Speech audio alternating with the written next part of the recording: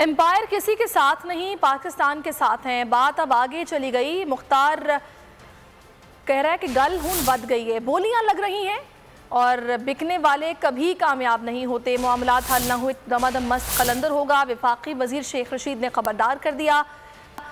Press conference में कहा कि चौधरी बिरादरान को मशवरा है कि इमरान खान के साथ खड़े हों। मुश्किल वक्त में पीठ दिखाने वालों को कौम लीडर नहीं मानती। मौलाना फजलुर रहमान हालात को समझें। मौला जट की सियासत के नताइज खतरनाक हो सकते हैं। साम्राज्यी सुंडियों को तल्फ कर दिया जाएगा। इलेक्शन में 1 साल रह गया है, ये ना हो कि 10 साल इंतजार करना पड़ जाए।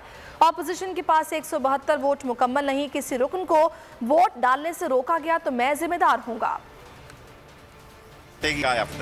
ना मौलाना फजलुर रहमान मौजे तंग हैं और वो एक आलम दीन है।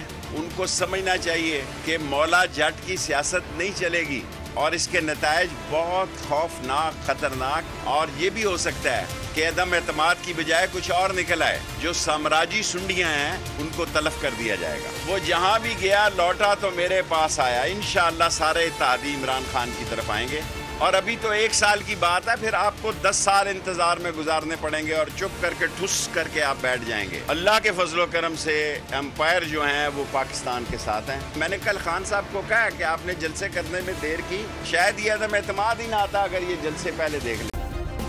सब्सक्राइब करें और बेल दबाएं ताकि कोई खबर रह न जाए।